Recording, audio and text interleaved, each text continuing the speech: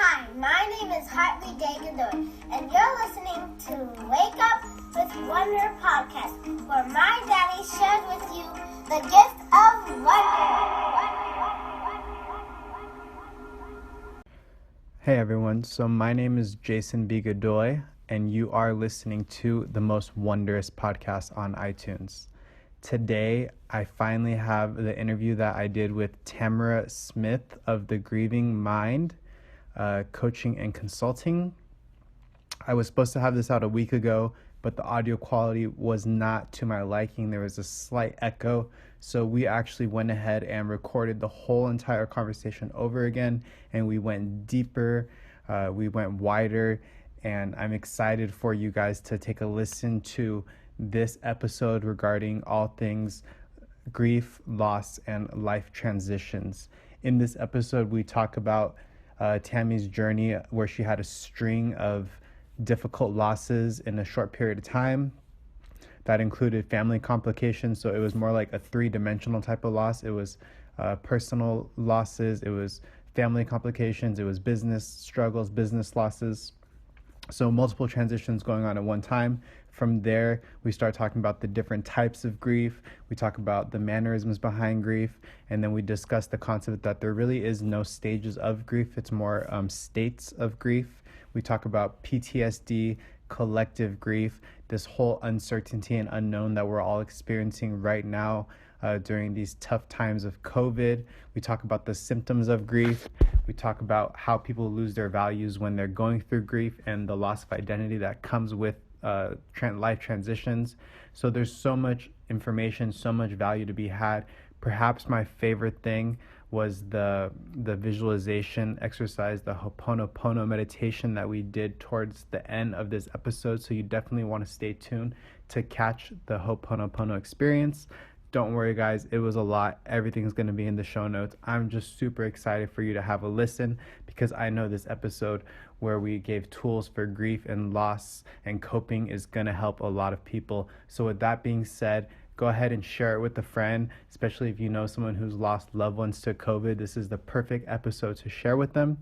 And before we get started, please hit the follow button on Spotify or the subscribe button on Apple, because Tamara and I are going to sit down this Sunday, do a second recording. We'll be back next week with another episode regarding emotional health, mental health, and physical resilience in a high performance work environment, a high stress work environment. So you don't want to miss that one, and the best way to keep up with that is by hitting the subscribe or the follow button. That's it, guys. Thank you so much for listening. I'm super excited for you to be here. You're definitely here for a purpose, whether you're a new or returning listener, and I will not take any more of your time. Let's get right to today's show. I'm sitting here today happy to have the opportunity to sit down with my friend Tamara Smith. Tamara is a transitions coach. She deals with all things surrounding grief, surrounding loss, and just life transitions. She also happens to be a personal development coach. She's a certified neurolinguistics master practitioner. And when I had met her, it was through the Industrail Athlete Program with my employer. She created and founded the Industrail Athlete Program, so she does have a little bit of personal training background as well. Hi, Tamara. Welcome to the show. Hi, thanks for having me. You're welcome. So do you want to maybe tell the people, for the ones who don't know, what it means to be a neurolinguistics master practitioner? Sure. So a neurolinguistics master practitioner is basically someone that has taken the extra time to go through and master the linguistic skills that a coach needs to be an effective coach. So so it was 2 intensive weeks of training where we did quantum linguistics, mental and emotional release. So that's a whole process that I take my clients through to help them release emotional baggage from their past. And in that course, I also learned a little bit of hypnosis too, so a little bit of hypnotherapy. Yeah. Amazing awesome. class. We'll be touching on all of that stuff as we go through the conversation today. Yes. Beautiful. So in order to be a transitions and a loss coach, I'm sure you've had to deal with some type of grief in your own personal life. So I like to call it a time where we may have lost our wonder or just are kind of in the dark. Do you want to share with us a little bit about that loss in your personal life that you've experienced? Yeah, sure. I mean, this was something, it wasn't something I thought I would ever be doing in my life, I was an ex-athlete, and I really loved exercise science. So, that's where I got my degree in sports medicine. But yeah, it was 2010. I went through several losses. So it was December of 2000, it was just from December 2009 to about April, May of 2010. So my divorce was final.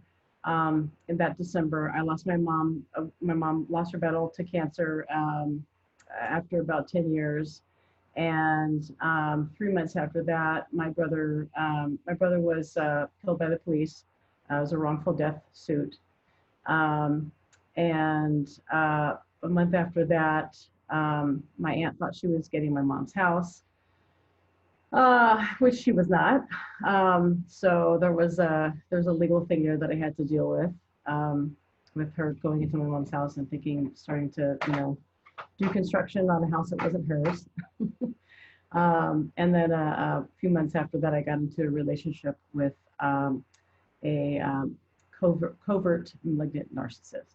So it was a lot. And it was a very, very difficult time in my life, So, of course, I had a huge shift in my values and what life meant to me. And I think that's kind of how everything started when I started to look at just getting help for myself. I just saw such a lack of information out there and lack of services, a lack of support. And I didn't know that you could hire a coach to work with you on things like this. I thought it was just therapy and that was it. And therapy honestly didn't do anything for me. Therapy, I don't know that therapy is appropriate for grief, because there's nothing wrong with you. You're not mentally ill.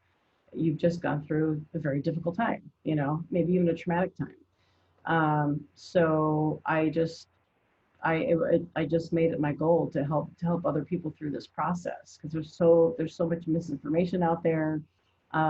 We don't really have a whole lot of traditions in the American culture on how to handle grief, whereas other cultures do. And I wanted to create a platform for others so that they can understand that what they're going through is completely normal.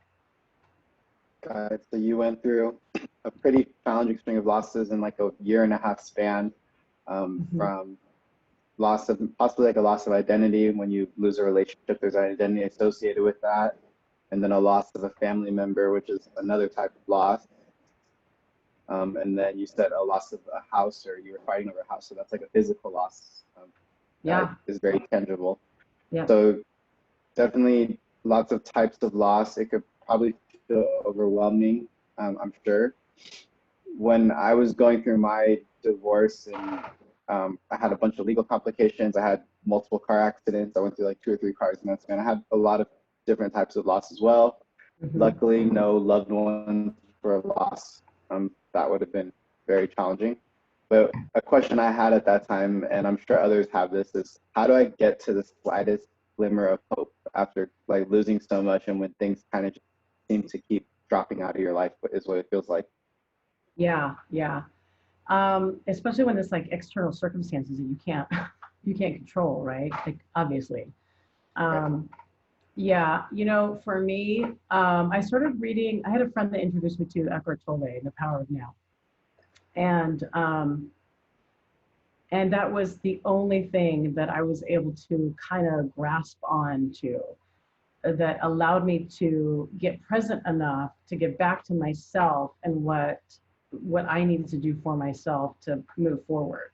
So it was literally a daily practice every single day, of listening to The Power of Now and meditating, and just getting back to the absolute present moment of being happy that I have a roof over my head, being happy that I have food in my refrigerator, just going down to the very, very, very basics, like being, happy that I have hot water to take a shower, because a lot of people in the world don't.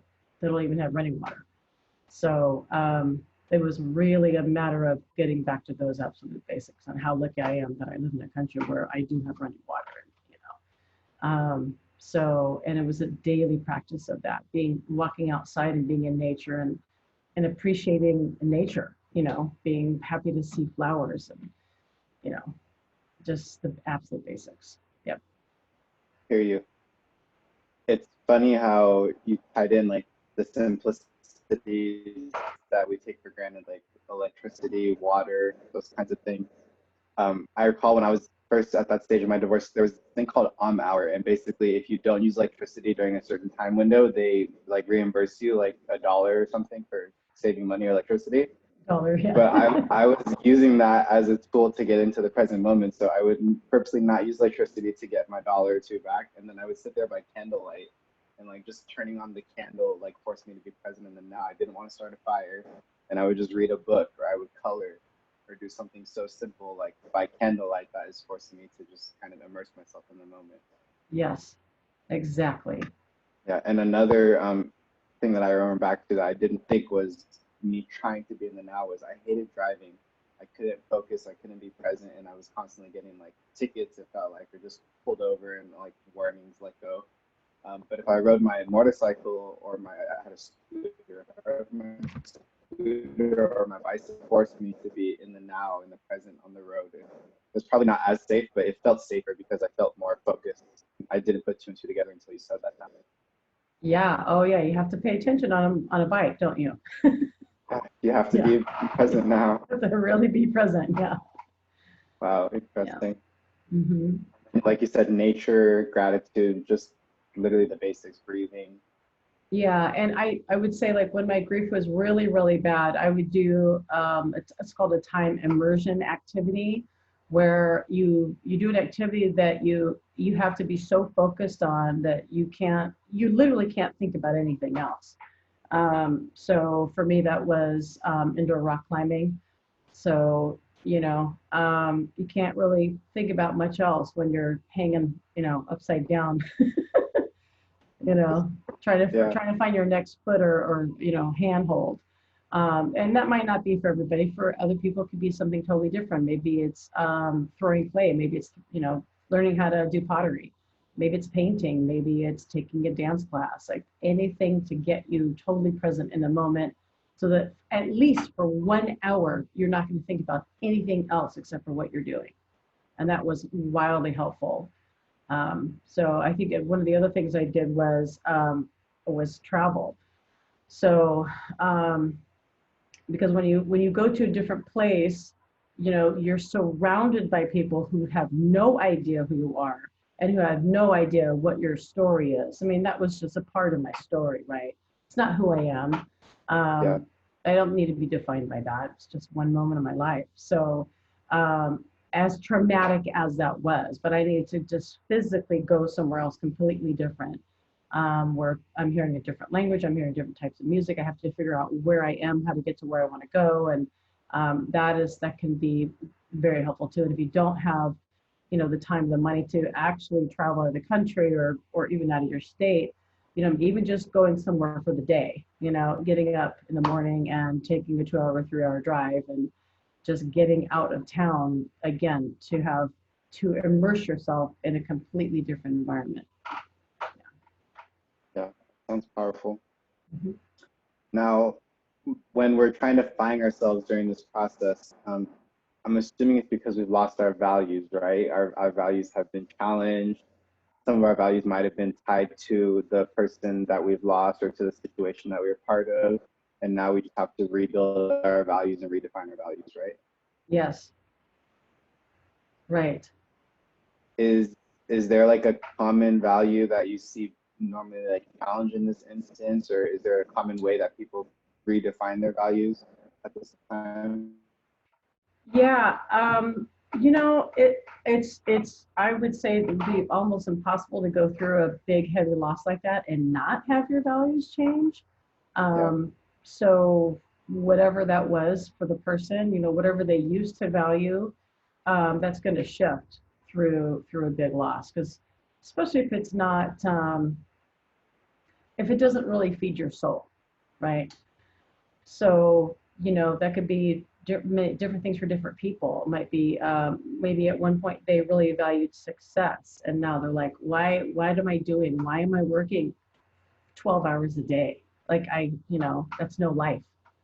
I miss my family. I miss the connection, or maybe it was materialism, you know, having just looking around your house and like, wow, I don't need 20 pairs of, of kicks. I don't need 20 pairs of sneakers. It's just, you don't, So I'm thinking more of loss, like when you talk about it this way, in terms of maybe like losing one's job or like a loss of income. So that's another type of loss. And we might have been happy and thought we needed that certain amount of money. And then once we lose it, it like questions our value about money and our value about why we need money, what we use money for. Yeah. And then they might be happy just not necessarily being broke, but they might just be happy taking less money and finding a job that fulfills them and that brings them joy. Yeah, absolutely. How much money do you really need to be happy? I mean, right? Like depending on the cost of living in your state. And I mean, a lot of us are going through, if you, lost your job or, or your form of income that you had at one point, you might have a big shift in like, well, what's really important to me? Like, do I want to live here where I'm living now, or would I be happier living somewhere else, or like where I have a better, a lower cost of living, but maybe a much better lifestyle, much more happier life. Living in the city, typically, you have to, you're basically working a little bit harder to maintain that city lifestyle. So, and as you get older, those things aren't as important anymore. So, yeah, and it is beautiful that we get the opportunity to actually have space to question the values, to rebuild our values. Oh my God, it's a huge opportunity. Yes. I mean, that is one of the best things actually about, it's the hidden gift inside loss, is your ability to stop everything and really take a look at your life and really question, like, where do you want to go from here? Like, what really matters to you? I just, it's the absolute gold inside loss. It's, you get to really get to reevaluate everything, every single thing. Yeah. That's beautiful. And that's where journaling comes in handy and just connecting with yourself. I wanted to share a quick grounding exercise, and then maybe if you have a second one, you can share a second one, but just something to help people get back to the present moment when they feel themselves starting to drift into their mind. So the one I personally use most often is the 5, 4, 3, 2, 1 sensory experience. So you think of 5 things that you can see around you, 4 things that you can touch around you. 4 things that you can hear around you, and then 3 things that you can touch around you, 2 things that you can smell around you, and then the final step is think of 1 thing you can taste, whether it was a taste previously in the day or like a taste in the moment, dry mouth, and that really brings you back to that present moment. Yeah, that's actually a process that you can use when you're triggered too. That is a sensory process that you can take yourself through to get you out of your critter brain and back into your cognitive mind. Yes, that is fantastic. So if you realize, if you're in a situation, you realize that you're being triggered. Sometimes a person can be triggered and not know until well after. Then they go, oh my God. But if you could like catch it in that moment and then do some deep breathing, you said the box breathing, right? Where you breathe in for a count of 4, you hold it for a count of 4, and then you exhale for a count of 4.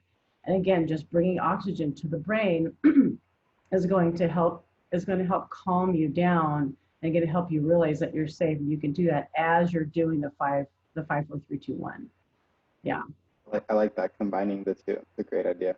Yeah, absolutely. Very helpful. Do you have any other simple grounding exercises that you use frequently? Yeah, we call it the ring of power, the ring of peace is what I do. So it's all about imagining. It's just a visualization technique. So it's imagining what you're going to feel like after this is complete. Okay, so if you have a job interview, you envision like signing the contract, for the exact amount that you want to get hired for and under the exact terms. Or if you're going into maybe a stressful situation, you imagine yourself totally at calm and at peace and making all the right decisions in the moment and following your guidance, following your inner intuition. And then when it's done, you think, oh, that was nothing. That was okay. I didn't need to be all concerned about that. Yeah. So And this is right before going into that situation. Right before. Yeah. And even if it's, if leading up to it, if it's really something that you've never, ever done before, you're going to need to practice that visualization, maybe for a couple days or a couple weeks before the event. Yeah. So that by the time you get to the event, you've rehearsed it so many times in your mind that it's going to be, it's going to become rote. Like you just, like walking or chewing gum. It's, your body's going to know exactly what to do. The brain doesn't know the difference between mental rehearsal and actually doing the physical activity. So when you close your eyes and you visualize doing whatever it is that you need to do, doing a podcast, doing a lecture, speaking in front of people, doing an interview, whatever it is, your brain doesn't know that difference. And all the sensory stuff in your brain lights up exactly as if you were doing it in the moment. So that's how powerful it is. Very effective. Which is why athletes kind of rehearse and visualize their games before it happens. Did you ever hear the story about Michael Jordan and MJ when they played a game at the dinner table in their minds? They visualized the game. No, Yeah, I forgot what athlete told this story, but he's like, I witnessed the greatest game never played between MJ and Kobe, and it ended up in a tie. Like basically, they're sitting at dinner, and MJ was like, I would beat you, and this is what I would do. And then Kobe's like, no, if you did that, then I would spin back this way, and I would cut back this way. And they played like a full game. I think it was like up to 24 points at the dinner table, and nobody could win. It was just a stalemate. I bet that's how it would the go, power of too. visualization. Yeah. Yeah. Crazy. All right, so back to grief. During COVID, I'm sure lots of people unfortunately have lost family members. And with that being said, is there an actual grief process? Are there stages of grief? I'm familiar with the Elizabeth Kubler-Ross. We could start there and elaborate. Yeah, Elizabeth Kubler-Ross was, she founded the idea of there being stages of grief, and now we know that it's really only relatable to when you get your terminal diagnosis for yourself, that a person goes through those stages. They may or may not, and the end result is not necessarily acceptance. A person could be going through terminal cancer and not accepting what's going on up until the very end when they start really losing weight and losing their hair but yeah, so for those not familiar with her model, it's denial, it's denial, anger, bargaining, depression, and acceptance. Yeah, right. Mm-hmm. And that was what we originally thought it was, but now it's proven that's only for terminal diagnoses. For yourself, right. As far as I like to call it more emotional states rather than stages. So because a person could definitely feel like anger for months and then go into sadness and then go back to anger and do the bargaining thing. And you can do that all within one day after a heavy loss, losing your father or mother or sibling. Mm-hmm. So it's not linear at all. It's not linear at all. Yeah. And with that being said, an anonymous question that I had from one of our listeners, they said, I thought I was doing better, but now I seem to be depressed again. And I thought this stage passed already. And it kind of just asked how come this happens? Yeah, right. And that's a teaching point of teaching them there's no such thing as stages, And also what I found is really common is it's really interesting how a person can be in denial or not necessarily denial, but the loss hasn't really settled in until I think it's different for everybody, but somewhere between that 6 and 9 month period, I think you can kind of lie to yourself and, oh, maybe they're on vacation, they're just on a business trip or whatever. But after that 6 to 9 months, it's when it really starts to settle in. And for a lot of people, it gets a little worse at that time, because there's no denying now, like, they're gone and they're not coming back physically. So, but yeah, so, and I think for those, when people get to that point, it's like an onion. It's just a deeper layer of the grief. So I just encourage them, this is the time to get quiet and go within and like let your emotions out, like allow those emotions to come through. Because if you try to run away or pretend it's not happening, you're just delaying the inevitable of just dealing with the grief and going through the motions. So really just create the space to feel and just allow yourself to experience the process, whatever that may be, however it may feel.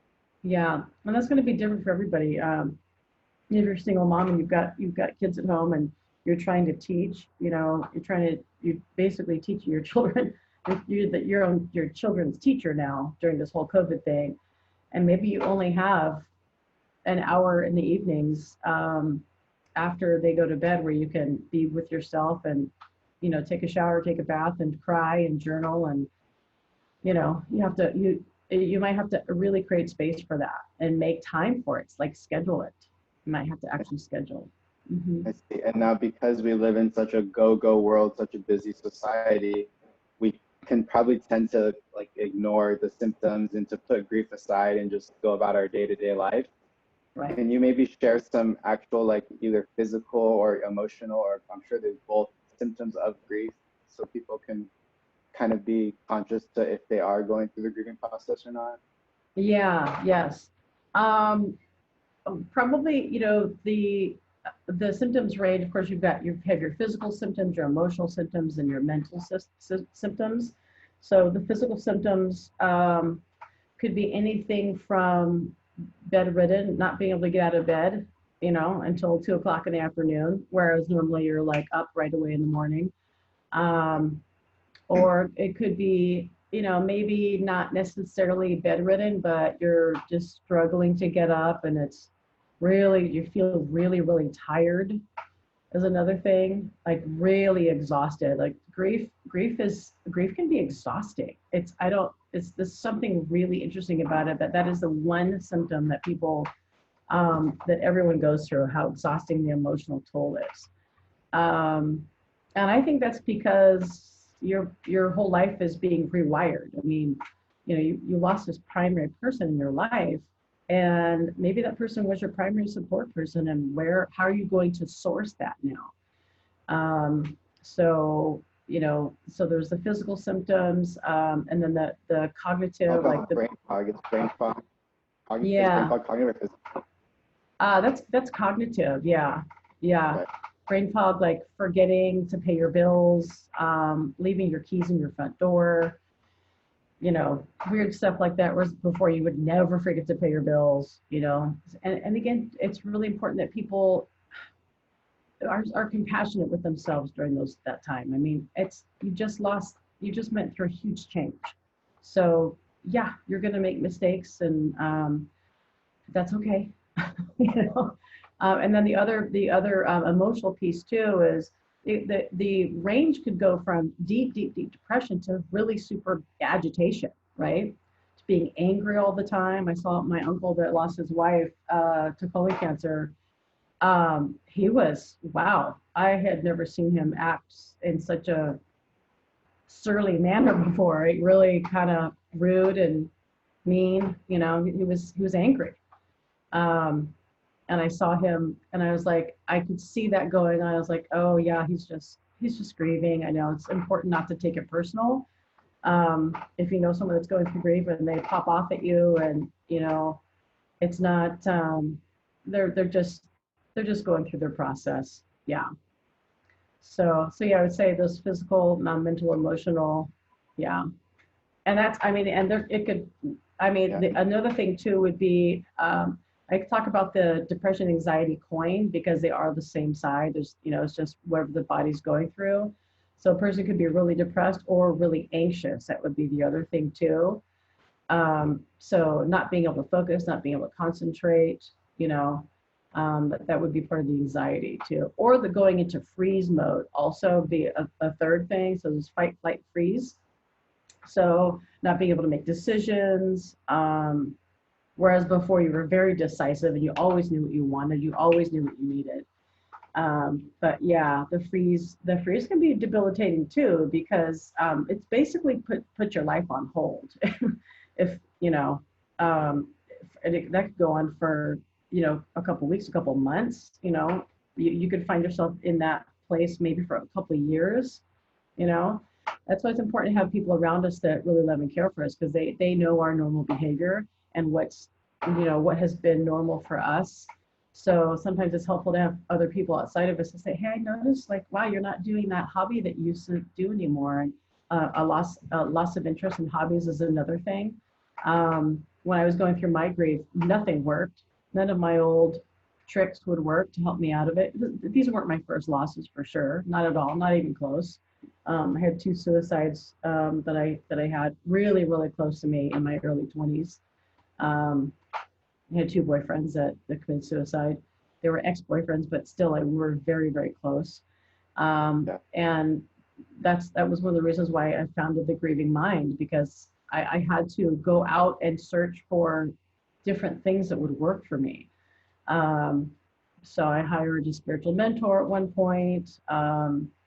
I went to a sound bath, my first sound bath. You know, I started using this device called the Alpha Stim. So it helps create more alpha brain waves. So it's a device that you can see a psychiatrist, and it's a device that you wear for like 15 minutes to 30 minutes, maybe an hour. It just helps create peace and calm for your brain. It just helps calm the brain down. Yeah, so it's important when you're going through something really difficult and challenging like that you've never went through before. That's going to make you resource even higher. You're going to have to go out and figure out what works for you. You know, might not be therapy, it might be coaching. Get creative. Yeah, get creative. Just yes. Get creative and try, like, be willing to try different things maybe that you've never experienced before. Just allow yourself to be open. Yes. I've learned about binaural beats. You said sound healing, but binaural beats was huge for me. Just being able to have like different frequencies in each ear. Yes. And that uplifting like sound vibration just kind of just made me feel more connected, so to speak. But so it's so effective, binaural beats, and also the pineal gland activator. Yep. Singing. And then yoga, meditation, new hobbies, you already said. Coaching, obviously you do coaching. How does someone know if they need therapy or coaching when it comes to grief?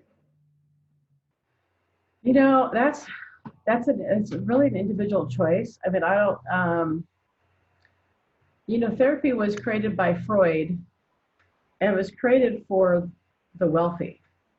So therapy was just created to, you know, have a place where people can come to talk about their problems, but it's not necessarily proactive. Whereas coaching is, you know, you get homework assignments and you have to do them, and you have to stay on top of it. And it's all because you're in the process of changing who you are, right? So, and you need accountability for that. That's really hard to do. Whereas therapy, you know, I don't know. I think it's an individual choice. I think therapy is great. But yeah, if you've tried therapy and it hasn't worked for you, you can also look for someone else that might be better fit, or you could try coaching and see if that, you know, is more effective for you. And certainly they can also go together. I did have a coach and a therapist at the same time, and it was really powerful. Yes. Now, speaking of powerful, one of your coaching tools that I was really fond of, and I still recommend it to this day to friends that I know experiencing loss. I believe you created the grief journal, is what it's called. Yes. Right. Yes, it's an editable PDF document, and from what I recall, it's just a series of pages that had mostly similar journal prompts, but also towards the end it had different journal prompts. And what was the intent of the grief journal? Can you share a little bit about it? Sure. I created that so people can have a place, right? A place to get their emotions out. A place where they can kind of compartmentalize that if they need to. So, and write about what they're going through, write about the anger, write about the now, write about the bargaining, and what are these emotional states teaching you, and what would you like, how would you like to be going forward? I think when we've gone through a big loss, we forget all the good things that are around us. So it's important to do that, come back to that gratitude practice. So there's a gratitude practice within the journal that you do every day. And it's also helps you, we also forget how to envision our future. I know that was true for me. I couldn't see my future anymore. I couldn't imagine what it would be like in another 2 years, 3 years, 5 years, without my family. It was really, really difficult.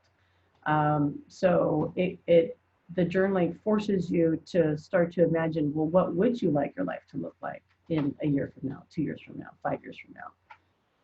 Yeah, if I recall when I was using the journal, all of those negative emotions and the frustrations and the anger and the sadness, it kind of kept me trapped in the state of like, what do I never want to happen again? Like I knew that I never wanted to go through this type of relationship again. I knew that I never wanted to experience this with certain people again. But I could not get to the point of like, what do I want next? Like, what do I want now in this moment? And eventually using that journal over and over, it finally created the space to get from what do I not want ever again to get to what do I want like now. It was so freeing and so much clarity to be on there. Exactly. Yeah, that's what going through a difficult thing can teach us. Is exactly what we do not want. Yeah. And sometimes that's a more powerful teacher than anything.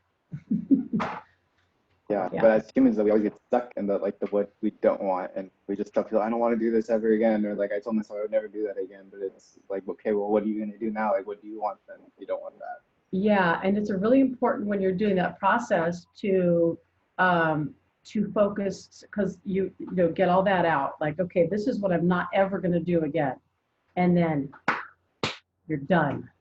You don't think about it. You don't talk about it. Our words are, that's why they're called spelling, right? Our words cast spells. Our words, like, we create who we are and what we're going to do through our language. That's linguistics, okay? So these words represent so many different things neurologically within our bodies. So it's really important to go, now, what do I want to focus on, right? So I want a partner that's, compassionate and kind and understanding and, takes responsibility for themselves. And, so focusing on what you really do want going forward. And then also putting a timeline to it. And then speaking about it as if it had already happened, right? So, and always speaking about it in the positive, like, instead of you want to call in exactly what it is that you want and need, and nothing else. And until we can let go of the feelings from the past, like you said, once they're gone, like you got to cut them off, like they're gone. But until we can cut them off, then we're going to carry those feelings into the future. So I'm particularly thinking like guilt and shame. A lot of times when I felt like I was finally doing good and moving on in my healing process, then if I had a bad day, if there was like a day where that emotional state of depression came up and you just stayed all day, at the end of the day, it's easy to feel engulfed in like the guilt and the shame. And if I couldn't get rid of those feelings, if I couldn't clear them out, like you said, then when I start thinking about, okay, what do I want now, what I want in the future, then I would kind of be in that free state because of the guilt and the shame. Right. Yeah. The guilt is, the shame is what really breaks my heart, right? Because the shame doesn't belong, right? Yeah. And it's crippling. The shame is the worst thing for human beings, right? Having guilt, like, okay, yes, all right, you made a mistake. You don't want to do that again, for sure. But the shame definitely needs to be eradicated. Yeah. And one way in my experience to do that was to just have like small confident victories, like daily, to build your self-confidence, right? Right. Yes. To build your self-confidence So every day. simple stuff, Real like simple. making your bed every day, journaling a page a day, or even a line a day, Yeah. breathing, meditating 5 minutes, just super simple, right? Sometimes for some people it's like brushing their teeth. Like, getting back to like, just can you brush your teeth today, wash your face, make yourself something to eat, because when you're going through, you're not hungry when you're going through grief, and many people aren't. Some people go the other way. They get, they go into overconsumption. But yeah, it's important to go really way down to the basics. Did you drink water today? So. And sometimes we can, well, for me, I got caught up in helping others so much at that point that I wasn't caring for myself and like forgetting about myself essentially. Yeah.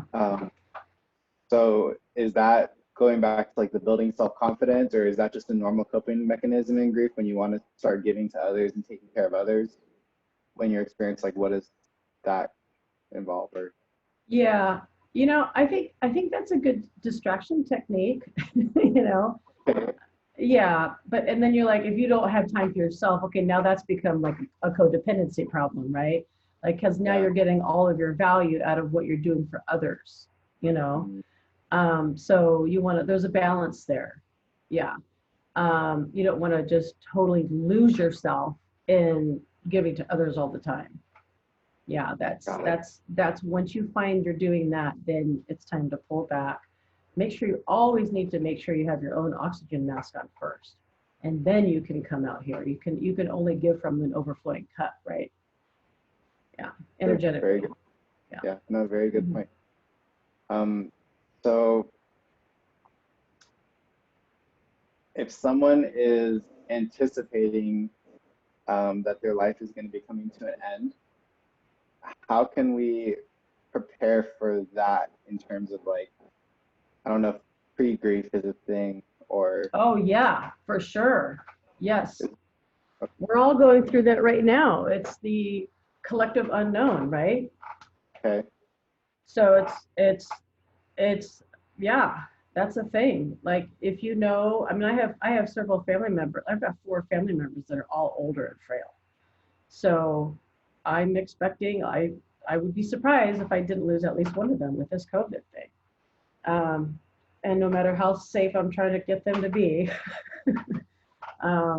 yeah, so it's a matter of, what, if you know that this might happen, or if you know that someone actually does have a terminal diagnosis, spending as much time with them as you can, calling them as much as you can, and maybe if you can even get some videos of them or some recordings of them that you can keep, and definitely cleaning up the relationship if you need to. So if there was some, past things that had happened in the past that you'd like to clear, maybe they need to clear it with you. Just making sure that you have the opportunity to do that. So that would, require your presence there in their life in some capacity, and maybe it's only through Zoom, if that can be done now too. And what I did with my mom is, I knew she was going to die. It's once cancer goes to the liver, you're not too far out from that. Maybe if you're a year, if you're lucky. So what I started doing was practicing, mentally rehearsing, saying, yeah, my mom died in 2009, and it was difficult, but I got through it. So just knowing that, and that was just me, just future pacing, telling myself, yeah, this is going to be hard, and you'll make it through this too. A future pace, what you called it. Yeah. Mm-hmm. Right. Yeah. I like the recording videos. My grandmother, she's 90 and she has early stages of Alzheimer's, and I don't know how much longer she has, but I definitely took advantage and recorded a video, put it on YouTube for her 90th birthday, just asked her about her life experiences from point A to now. A lot of connection we had. I learned a lot of stuff, and it was just a fun time. So that was awesome. Yeah. It is a challenge though, like having to be patient with someone when they like don't even want to um, like survive some days, but still, being that Yeah. positive light. Yeah. Yeah. Yeah. That as when people get older, they tend to retreat. It's a natural thing. Do you notice like that when they start, they don't want to go out as much, or I remember really having to talk my mom into just going out to dinner. Um, you know, so if I could get her to do that, it was huge. And that could be so powerful for the connection process and like the pre-grief or forward pacing, like you call it. Um, Whatever they want to do, whether it's going out to the park or going out to Sizzler. We might want to take them to a fancy steak restaurant. I know I wanted to take my grandma somewhere really nice, and she just wanted to go to like Taco Bell. Yeah. But it was the fact that she got out of the house was a huge step in itself. And Huge. I, Yeah. yeah, I recall as a kid, I would always be like, I guess ashamed to like go out in public with my grandmother. Mm. And when she got to these later stages, I realized that, and I was so blessed to have the opportunity. Like, okay, well now I want to take you out somewhere, and like kind of like show you off, and like not be ashamed, and just like love you for who you are and be happy. So I am grateful that I got that opportunity. And anybody else who may have felt the same way growing up and hasn't had the opportunity, I would definitely encourage them to try and make that happen. Yeah. Yeah. Our elders have so much wisdom, and you can't. Yeah. That connection is huge. Mm-hmm. Yeah. So another question that I heard a lot is, I'm 6 months in, 9 months in, and it's only getting harder, but my friends think I should be healed by now. So what can a friend do to support somebody who's going through loss if they haven't actually experienced it themselves? It's one thing to say, I'm so sorry for you, I couldn't imagine what you're going through, but how can we be of more support than that? Yeah. Yes, definitely. If you have a friend or a family member that's going through a loss and that you have not yet experienced, definitely don't judge them, because you have no idea what they're going through. And the way you are going to handle that, because you're going to go through that loss too. We all do. So, and you might handle it even worse than they are. So just being supportive and just allowing them their emotions and checking in on them is going to be really important. And not just like at the funeral or like after a couple of days after the funeral. I mean, I'm talking about like that whole first year and maybe that second year. This is not something that someone just goes through in a couple of weeks, especially if it's a big loss, really close family member. And it's, you could do something like say, hey, I'm going to be in your area. Let me bring by dinner, or you want to go grab a coffee, and be prepared for them to maybe not answer at all, or answer 3 weeks later. Because, again, with the cognitive impairments that a person can go through with the grief, they might be foggy and not be able to function and not be able to, engage with people like they normally do. Another thing that you could do is ask, how can I support you? You say, how can I support you right now? And be prepared for them to not even know how to answer that, because they probably don't. Or they might have a really specific thing like, oh my God, yeah, I could use help with my laundry. Like, and you say, okay, I'll come pick up your laundry and, I'll get that done for you. It could be something like that. It could be like, I just need, or they might say something like, I just need to be around another person, today. You just come over and we don't have to do anything or talk or whatever, and just be willing to just, sit with them. Maybe they cry, maybe they don't, Another thing you could do is, just another thing you could say is, we're going to get through this together, because one of the biggest things with grief is you feel so isolated. It's such an odd thing because of course we all go through loss, but without that primary person that was your support, you don't, when you lose that, it's hard to, like, if you feel so lost because you don't know how to do that for yourself, maybe you haven't learned that yet, Yeah. how to give yourself the self-confidence, how to give yourself a pat on the back, how to tell yourself, like, no, you're going in the right direction. Like, it's day by day, you're doing the right thing. So, yeah, just creating a safe space for them. Got it. So creating a safe space, not being judgmental, be Mhm. willing to offer support, even though we're not sure what it may look like, and just being supportive, whether it's being there physically, whether it's emotionally, verbally, whatever they need in the moment. Mhm. It has me think of that phrase, treat others the way they need to be treated, not how they want to be treated. Yeah. Yeah. Yeah. Mhm. And I do want to give a huge shout out. I have a friend named Tammy. As we were talking right now, I recalled that during my healing process after my divorce, I met her in Las Vegas at a casino, and she's from like the East Coast, like Michigan. Mhm.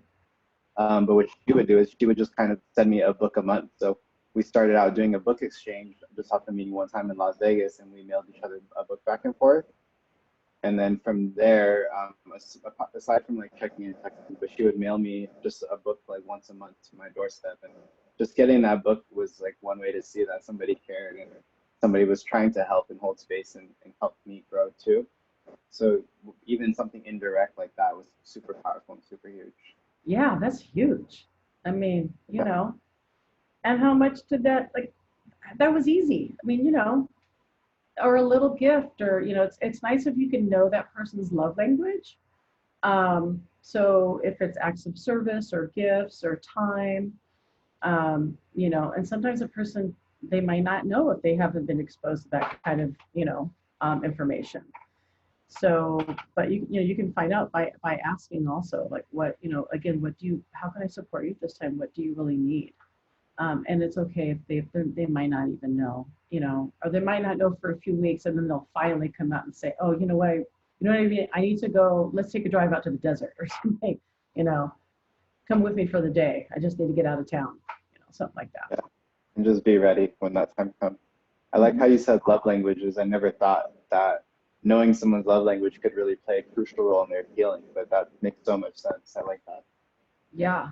Yes, the five love languages, really potent to know what Well, your friends and your family and of course your partners, your loved ones, love languages yeah, are. we'll Mm-hmm. definitely put that in the show notes.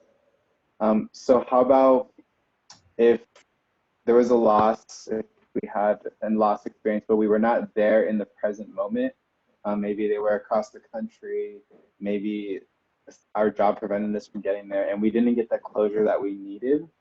How can Mm. somebody heal and kind of get this energetic closure without having been there in the moment? Sure. Yeah, that's a big one. I remember being really scared that I wasn't going to be present when my mom actually physically transitioned out of her body. I was, so I was really glad about that. But sometimes that's not possible. And I think sometimes people go through guilt with that, which is interesting to me because it's not. If you were meant to be there, you would have been there, and the person absolutely knows how much you love them, um, and they can feel that. So, if you have to do some forgiveness work around that for yourself, if you feel the need to, you can do a Ho'oponopono meditation. We can put that in the show notes also. But yeah, it's important Can we not to go about share that. what a Ho'oponopono meditation is? I know I've done it one time and it was a way to close and cut off energetic ties, but maybe you can break down the steps or go a little deeper. Yeah. Ho'oponopono is a forgiveness process. It's a meditation where you say, um, I forgive you, I love you, please forgive me. And that sounds really simple, but that's the gist of it. Um, and it's a meditative process where you have the person, you close your eyes, you have the person stand in front of you in your mind, you make a stage for them, and you basically have the chance to say all the things that you need to say but can't. And this is not just for when person passes on. I mean, maybe the relationship dissolved, maybe the relationship got really toxic and you don't ever want to talk to that person again. So it's still your opportunity to say those things and get closure for yourself. Remember, forgiveness is always for us. Because if we're always holding this grudge or holding this person in this place, you know, that actually doesn't allow us to move forward. So it's damaging for us. And what they say is like, you know, holding anger like that is actually toxic for our bodies. So the forgiveness piece is really, really important. Yeah, you always want to get better, not bitter. Yeah. Ooh, you always want to get better, not bitter. That's a really powerful quote. Yeah. So I think for me, the forgiveness was the biggest piece. I used the Ho'oponopono, not for a loss, but just for like the divorce. And like I said, I saw them on stage. I got to get everything out that I needed. The forgiveness came, and then it was almost like the curtain like kind of just closed on the whole scene, on the whole situation. And we were able to just kind of fall into like the light essentially and go back our separate ways. And yeah, it was a really powerful experience. I recommend anyone to try the Ho'oponopono for sure. And you know what? It's so powerful that this is something that people don't talk about either. But once you do this, you might notice like the person all of a sudden changes. The person in question, they all of a sudden like they just stop being, you know, a bastard or stop creating chaos in your life. It's interesting going through that. I noticed that for myself with a family member. When I really dug deep and really forgave them for everything, it allowed us both a couple years later to come back to a place of peace, and we have a relationship again. And it took work on my part. It really took a lot of work because, you know, this person had made a lot of mistakes, you know, for decades. And caused a lot of hurt, you know. And after doing the work now, I can see that they acted this way because those are the only tools that they had. They didn't know any better, you know.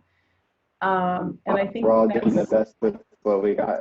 We're all doing, as crazy as that sounds. I mean, and when you look at somebody like, wow, that is literally those are the only resources that they have. They don't know how else to be in this world. And as hurtful as their behavior is, they still don't see it, you know.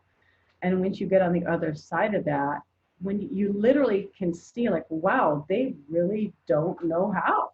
As much as you think they should or you want them to, if they don't have the tools, they don't have them. And it's just, it's that simple. But it is important to note like that it is for our healing, like you said, but doing the work is going to create some space for them to receive healing as well, and for them to kind of change and grow as well. It's almost like doing that work not only gives us a new tool, but it subconsciously gives them a new tool, so to speak. I think after I did the Ho'oponopono, I received my first thank you in like 2 years, and like it was a normal conversation, but instead of like okay, it was like a thank you, and I was like, oh wow, that's some type of progress. Yeah, definitely. You if you really get serious and really dig into that, it's quite likely you will see a change in the other person's behavior. You know, I mean, if at some kind of change, you know, like you said, it might be really, really small. Yeah. But that's where it starts. So that's beautiful. Yeah. And I think we're wrapping up. A couple of things we didn't talk about was the PTSD cycle, post-traumatic stress disorder, and how that ties into the grief process. Right. And is there like a specific way that ties in, or how does that work? Sure. Yeah, depending on how the loss occurred. I remember, like, again, when I say loss, I'm talking of not just about death. It could be the end of a relationship, the end of a marriage. It could be a job, you know. Maybe you were sexually harassed at work and you were a whistleblower and you got fired for it, you know. You could have complex PTSD around that, you know. Or if the loss that occurred was it was a physical loss, you know, a loss of life, and there was there's tragedy around that, where the person was murdered or suicide or whatever. A person doesn't have to physically be present in the moment when the other person is killed for it to be traumatic. Some people think that that's the only way the brain gets triggered, but that's actually not true. You don't have to physically be present to see it happen for it to be traumatic for you. I'm sorry? So that's good to know, yeah, that you don't have to be present. A lot of us think that we have to experience it ourselves to have the post-traumatic stress experience, but you don't have to go through the motions. You just have to be affected by it, essentially. Right. Yeah. So again, this is where it comes down to the other people, your friends and family around you. They know what your normal behavior is. And if they see you getting triggered by something, that's something that you need to listen to. I was really triggered after my brother's death. It was awful. I was triggered for months after that. And it was just around something as simple as a phone call. So I would make a phone call, person wouldn't pick up the phone, and I was like, well, they're dead. My brain went through this whole process of like, I can't, and then it was this frantic calling and this anxiety, and it was awful. And I didn't know that I was having complex PTSD, Yeah. So when you say listen to your family and close friends and loved ones, are you familiar with the beach ball principle or the beach ball theory? That's what comes to mind. No. Okay, so imagine we have like the white beach ball, and then the beach balls have the yellow stripe and the red stripe and the blue stripe and all that. Yeah. So let's say every day we start our day with a white beach ball, and we might wake up anxious, depressed, rage, however we wake up during this grief process. Mm-hmm. And you go out throughout your day, and then maybe at breakfast time you get someone upset and they put a red stripe on your beach ball. They say, you're such an angry person, like why are you so angry this morning? Mm-hmm. And then at lunchtime maybe you missed a lunch date with a friend, and then your friend says, you're so flaky, like what's going on with you? So now you have a red stripe of anger and you have a yellow stripe of flakiness. And then at dinner time maybe you just kind of don't even eat it all. You're sitting at the table and someone's saying, you know what, you're so sad, like why are you just sitting here and like not eating, like do something, So now Mm-hmm. that sad stripe could be a blue stripe. So now you have 3 different colored stripes on your beach ball, and then maybe at the end of the day before bed you're anxious and you can't sleep, and you call a friend and the friend says like, why are you so anxious, like just calm down, it's going to be okay. So then that's another color, it's a green stripe on your beach ball. So at the end of the day we have the opportunity to evaluate all the different stripes on our beach ball, all the different opinions from family, from friends, from loved ones, and we get if it's 4 different opinions, then it might not mean a whole lot to us, but if the opinions are similar, like the sadness, the anger, then now we can say, okay, my beach ball is kind of getting full with similar colored stripes. What's going on here? Maybe I should look at myself a little bit deeper instead of wiping my beach ball clean and starting. Exactly. If 2 people are telling you something like, well, maybe they're ganging up against you, you've got 3 or 4 people telling you, that probably is probably you. Yeah, right. You got, as I say, you got 2 women mad at you, but you got 3 women mad at you, like your sisters and your mother and your auntie, yeah, probably it's something you need to look at. Yeah. Mm-hmm. Makes sense. Now for the PTSD, I'm familiar with EFT therapy, which I know can help with PTSD. It's emotional freedom tapping. Yes. Just tapping along the central meridian and kind of moving the energy throughout our body. And in my experience, it moved all of that fear energy, all of that guilt and shame energy, just kind of down to the earth, into my root area. And I felt much more grounded and much safer after. Mm-hmm. What else is there besides emotional freedom tapping? Okay, yeah. So there's also EFT is good. I don't know that EFT would be effective for some serious trauma. I don't know, because I've never tried it, but there's also EMDR. So EMDR is something that you do with a practitioner, and you hold your hands on these electrodes, and the therapist walks you through a series of questions, and they have they basically, it's called, that EMDR is like, it's the rapid eye movement that we get during REM sleep. And when you're moving your eyes back and forth like that, and they walk you into the trauma, and then they have you do the really quick with your eyes, and they rewire your brain around that trauma. So also very effective. You have to have a clinician do it with you. You have to experience the actual trauma again. Yeah, you have to actually go into the trauma again, which can be a lot if it physically happened to you. So that's an effective process. I like my process better. It's called the mental and emotional release.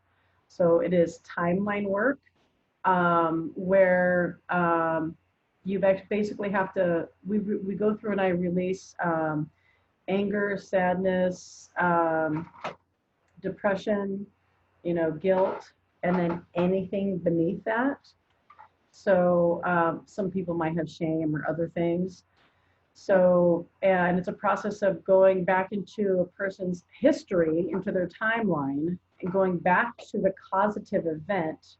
And you fly up above your timeline, looking down on the event that's happening, so that you can learn from that event what you need to learn so that you can let it go forever. Okay.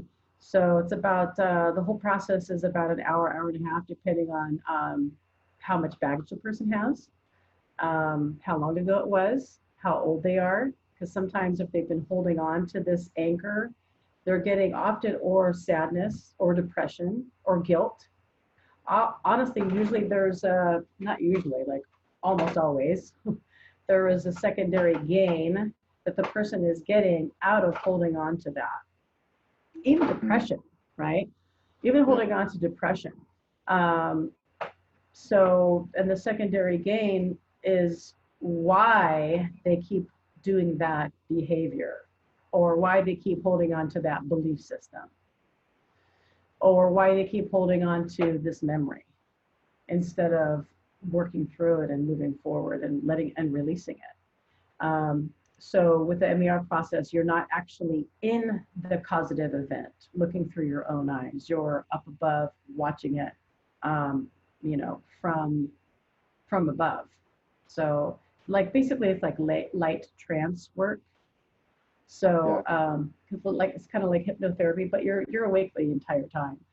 The other process I do is it's called a double disassociation. It's called the movie theater, where you're watching yourself from the movie booth, sitting in the audience, watching that scenario play out on the screen.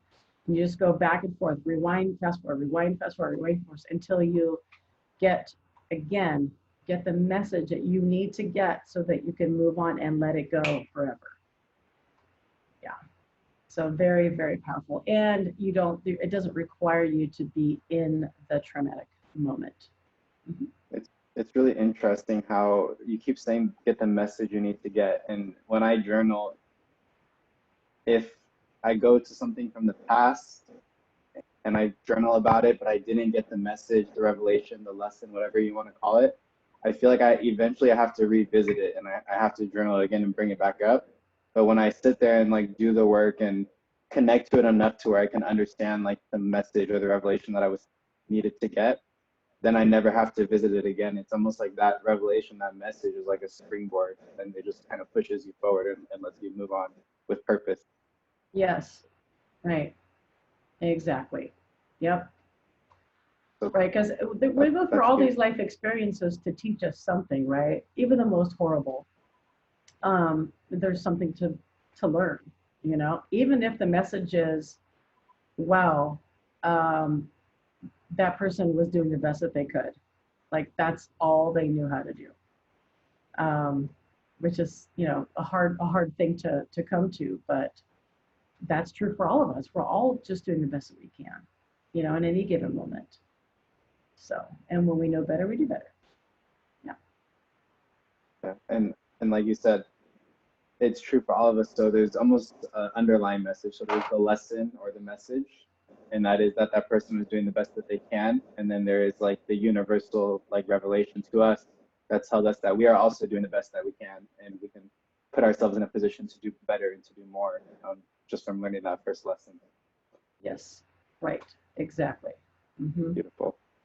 All right, Tamara. Well, I think we touched on everything. I'm gonna make sure to put the Honoponopono in the show notes. I'm gonna put the 5 love languages in the show notes. Oh, I'll and the definitely grief have your, journal. yeah, I'll have your PDF grief journal in the show notes. Yes. Good. I'll also put your contact info in the show notes, but do you want to tell the listeners where they can find you if they want to learn more? Sure. Yes. You can find me at www.thegrievingmind.com. I'm really active on Instagram. So I'm there on Instagram a lot. I think I'm going to be able to post this podcast on my page. So yeah, and you can also reach out at dreamtree412@gmail. So I always do an intake discovery session with my clients to see if we're a fit, to see if they're a fit for coaching. So because not everybody is. Maybe they do need a therapist. It depends on the person and their personality. Yeah. So yep, that would be it. That's important. Oh, dude, also thank you so much for what you're doing. I'm so proud of you for doing this Wicked with Wonder podcast. You're doing great. We're in a renaissance period right now, and the world needs men like you that are stepping up and willing to be vulnerable and talk about life, talk about your emotional life. You're a great example for all the people around you. I really appreciate that. Thanks, Tamara. I appreciate that. Yeah. So the last question, dang it, I wish I had my book. We do have a final question sponsor. His name is Carlos Ariel Then, and he happens to be the CEO over at Mr. Then Millennial Finance and Consulting. Okay.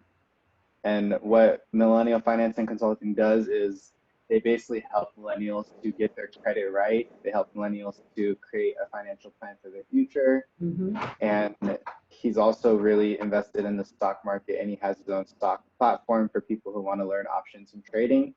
He's currently writing a book called I Give You Options. Hopefully I'll be back on the show with that book. Oh, yeah. But the last question brought to you by Mr. Then is, what is your personal definition of the word wonder? How would you describe wonder in your experiences? Wonder is hope. Ooh. I think wonder is hope.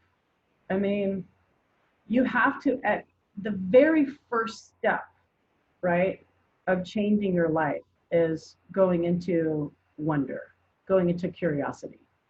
So, just asking yourself, I wonder how this could be different. I wonder if I could see this differently. I wonder what else I could learn from this. I wonder what I can learn from this so that I can, use it and move on, or let it go. Yeah, I think wonder is hope, is the first stage of hope. Absolutely. I like that you said it's hope. So I think of wonder that there's a light side and a dark side to wonder, like a positive and negative side. And hope would definitely be the positive side to it. And for the people who are afraid to dive into that wonder, the people who are afraid to go into their curiosity because of what they might find, just know that there is hope to be found there, and that there's hope to be experienced if you're willing to just dive into that wonder, so to speak. That's right. Yeah. Because without wonder, what do you have? Victimhood? You can say victim. A lot of people choose to do that, And there's a lot of, it's a lot. I think it's sometimes it's easier to go into victimhood, right? So yeah, you could at least start with wonder. At least just try. It's just about trying. Just try it out. You don't have to commit to it. You don't have to commit to being wondrous all the time, but it could really open up your life. It's about creating options for your life. Yeah. The starting point. Mm-hmm. Absolutely. Yep. Got it. Awesome. Well, thank you for your time today, Tamara. I know this is going to help a lot of people. I'm excited to get it out to the world. And yeah. I always finish off the show by telling people that this little bit of wonder that we discussed, this little bit of wonder that we're trying to capture, that they ultimately have that inside of themselves. So I think today we learned that everyone has that hope inside of them, the hope that they need to push forward. So thank you for that. Yes, yes. Thank you so much. My All pleasure. right, you're welcome. With that being said, have a wonderful day. All right, Wonders. That was the end of the interview with Tamara Smith of the Grieving Mind. If you would like to learn more about her, if you would like to figure out her contact information, if you would like to learn more about the Ho'oponopono meditation that we discussed, everything is going to be linked in the show notes for today's show. Now, if you would like to take advantage of the marketing opportunity to be a last question sponsor on the upcoming interview with Tamara or just on a future episode, all you have to do is send a donation. Any dollar amount that you feel called to donate, you're going to send that to paypal.me/wakeupwithwonder, and whoever donates the highest dollar amount to paypal.me/wakeupwithwonder is going to be selected as the last question sponsor of the upcoming show. So with that being said, thank you so much for staying tuned until the very end. I appreciate the support. Please share this episode with any family or friends who have lost loved ones due to COVID or who are currently experiencing some pretty serious life transitions, as I know it will prove valuable to them. Continue leaving those comments and reviews on Apple Podcasts. They truly help spread the gift of wonder to those who need to hear it the most. And most of all, if you are a new listener, please feel free to reach out to myself or Tamara and just connect. We would love to hear from you. That's it. Thank you very much for all of your time. I am eternally grateful, eternally appreciative of all of the support that we have received for this podcast and for this episode. And don't forget, you, my friend, are the wonder in the world. So go out there today and make some wonderful shit happen. Have a wondrous day, and we will see you soon on Wake Up with Wonder.